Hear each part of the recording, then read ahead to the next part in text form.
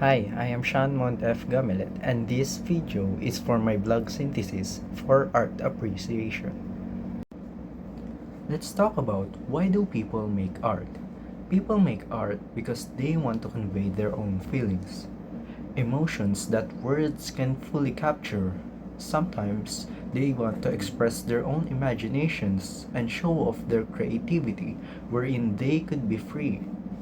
And through life experiences, people create meaningful artworks because they paint a vision in the world hard enough to let go as just a memory. So now, let's talk about our first module content, the elements and principles of art. Under the elements of art, it consists of line, shape, form, color, texture, space, and value. So here I have with me a plushie. This this plushie is under the element of form. It is an actual form because it has height, width, and depth. And here I have here with me a tissue. It has a rough surface, and this rough surface is under the texture of element. For the principles of art, it consists of the pattern, contrast, balance, emphasis, unity, proportion or scale, and rhythm or movement. Here I have with me a mug with a design of little hearts there. It is formed into snowflakes or stars. Uh, there are also patterns over and under these snowflakes. And here I have here a coaster. This falls under the balance, specifically radial balance. So now let's go to our second module, the art movements.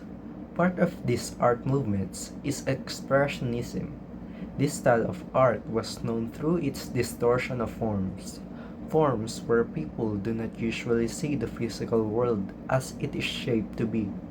The forms could be slightly wiggly or curved to an extent. Though these works do not show the actual representation of reality, it focuses more in the deep emotions, inner feelings, personal perspectives of a person. And the vivid or intense and contrasting colors are used in their painting to evoke and heighten emotions. The next one is Cubism. This style of art also does not represent the reality itself, because Cubism is more of abstraction and geometry. It is an art movement that simplifies and reconstructs objects into geometric shapes.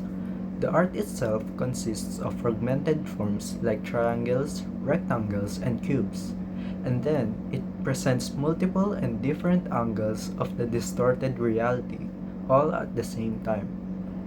Since this style of art is not even close to the traditional artworks, it really challenges its audience even just by looking at it. The last one is pop art.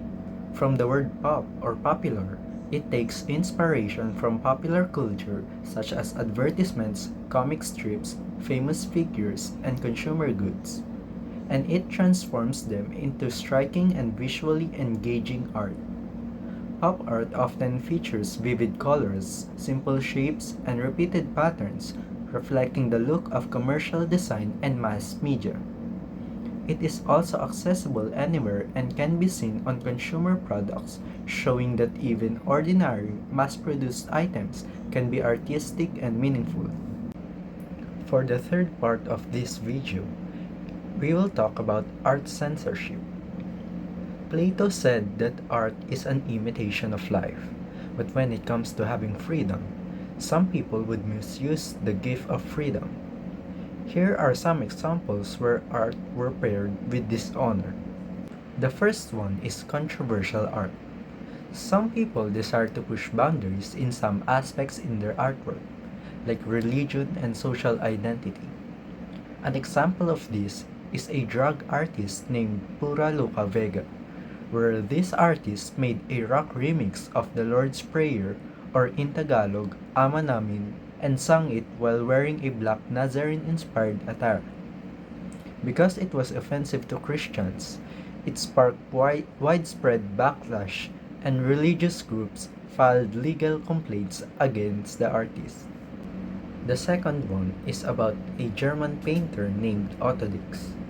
After World War I, Otto Dix created many powerful artworks that exposed the trauma, destruction, and hypocrisy of German society. The themes found in the artworks were anti-war and just being brutally honest with his personal experiences. His artworks were showing violence, sufferings, and a harsh critique of the society and about war. After the Nazis gained power, they confiscated and banned his paintings, and they were condemned as degenerate art. It was called degenerate art because the Nazis believed that the artist was mentally deteriorating and that his works were dangerous and did not fit the German society. With this, I think it is important to remember that the truth is also a very powerful concept in art which can influence people. For the third example, it is called Panday Singing. In this example, there are groups of people who are using the walls of a school or establishment to make art, also known as graffiti. In the city of Manila, there were a lot of so-called art that can be seen left and right, yet they do not make sense. The Manila City Mayor, Isko Moreno, considered that this group of people are clearly just vandalizing the walls. He stated that it has become a hassle to spend money and time on this so-called art because they are clearly not helping and most of the time just messing the walls with no particular reason. The fourth part of this video is about the Getty Museum Challenge. This activity was so interesting to see because other people were recreating art physically. When I saw their photos, it felt like they were showcasing their love and appreciation for the artists. For the first painting that I tried to recreate, it is called The Doctor by Sir Luke Fildes. It is about a family wherein the parents of a sick girl are watching closely and taking care of her. The painting itself reeks of the empathetic and compassionate side of our parents.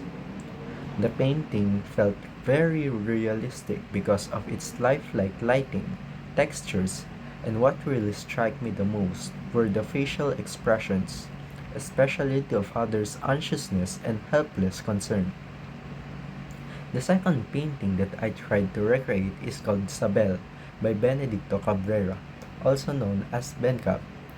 The inspiration of his painting came from a real-life scavenger woman that he saw roaming in the streets of Manila. He also has a series of paintings regarding this same woman. While Sabel is part of the marginalized in the real world, in the paintings that Bencap did, she was transformed into more than that. She became a figure of sadness, resilience, dignity, and metaphorically a muse of the marginalized. She represents not just one person, but poverty, mental health, survival, and also identity as the Filipino perseverance, which is why the viewers are drawn to it because of its social relevance. The next part is about the museum visits. The museum visits were also interesting because I was fortunate enough to experience and see such unique art and designs. When I look at them, I felt that it was drawing a certain type of emotion from me. For example, the Karayam exhibit in DAC was making us feel scared due to its scary setting made by the use of red and dark colors and white as its contrasting background. While in the National Museum of Fine Arts, I didn't know that the paintings there were very big until I saw the size of it. I came with my friends to visit that museum, and during our visit, there we had fun taking pictures of different paintings and sculptures inside of it. But the painting that struck me the most was the Spoliarium. The violence in it, the blood, the gladiators, the people who look lifeless and are being dragged, shows the oppression done to the colonized, which is why I felt a little bit of sadness when I saw it. The last part of this video is about the creative response. At first, I was not feeling good about this activity because I am not a very artistic person.